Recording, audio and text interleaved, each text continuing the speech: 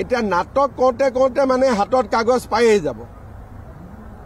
তেওঁলোকে নাটক বুলি কৈ আছে, নাটক কৰোঁতে কৰোঁতে কাগজ লৈ কালি পৰহি এনেকৈ মিটিঙত মাতিয়ে দিম আপোনালোকক যে অমুক তাৰিখে আহিব ভূমি পট্টা বিতৰণ কৰিম। কাৰণ আমি টাৰ্গেট এটা লৈ চলি আছো। তেওঁকো মাতিম লাগিলে যোৰহাটত যিদিনাখন দিম, তেতিয়া তাতে মিটিঙৰ মাজত থিয় হৈ তেওঁ শ্ৰমিকৰ আগত তেওঁক নাটক বুলি কওক, আমিতো শ্ৰমিকৰ হাতত পট্টা দি দিম। সিদিনাখন তেওঁ নাটক বুলি ক'ব নে কি ক'ব? গতিকে কেইটামান দিনৰ কথা অপেক্ষা কৰিলেই হ'ল। আমি চাহ বাগিচাৰ মাটিৰ পট্টাৰ বিষয়টো লৈ কালি জিলা উপায় আয়ুক্তসকলৰ লগত আমাৰ এখন সভা হৈছিলে। প্ৰত্যেকখন বাগানত এখন 4জনীয়া কমিটি গঠন কৰা হ'ব।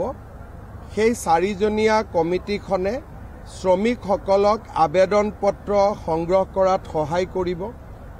কাৰণ মাটি বাৰী তাত ডিটেইলছ থাকিব, ফিল আপ কৰিব লাগিব। সেই কামখিনি তেওঁলোকে কৰিব আৰু ৰাজ্যপালৰ অনুমোদন পোৱাৰ লগে লগে বাগানৰ পৰা মাটিটো চৰকাৰলৈ হস্তান্তৰ কৰাৰ প্ৰক্ৰিয়াটো যাতে সম্পূৰ্ণ কৰিব পাৰি তাৰো যাৱতীয় নিৰ্দেশ কালি আমি জিলা আয়ুক্তসকলক দিছোঁ। আৰু পৰ্যায়ক্ৰমে এখন এখনকৈ বাগান, কাৰণ 800 বাগানত একেলগে একেদিনাই ছাৰ্ভে কৰা সম্ভৱ নহয়। পৰ্যায়ক্ৰমে যাতে বাগানখিনি তেওঁলোকে ছাৰ্ভে কৰি এটা নিৰ্দিষ্ট সময়ৰ ভিতৰত গোটেই প্ৰক্ৰিয়াটো শেষ কৰে, তাৰ কাৰণে কালি আমি ভাল কৰি আলোচনা কৰিছোঁ। আৰু জিলা আয়ুক্তসকল কনফিডেণ্ট, তেওঁলোকে ভাবে যে তেওঁলোকে খুব সোনকালে এই মাটিৰ পট্টা দিয়াৰ কামটো শেষ কৰিব পাৰিব। এতিয়া নাটক কৰোঁতে কৰোঁতে মানে হাতত কাগজ পায়েই যাব। তেওঁলোকে নাটক বুলি কৈ আছে, নাটক কৰোঁতে কৰোঁতে কাগজ লৈ কালি পৰহি এনেকৈ মিটিঙত মাতিয়ে দিম আপোনালোকক যে অমুক তাৰিখে আহিব ভূমি পট্টা বিতৰণ কৰিম। কাৰণ আমি টাৰ্গেট এটা লৈ চলি আছো।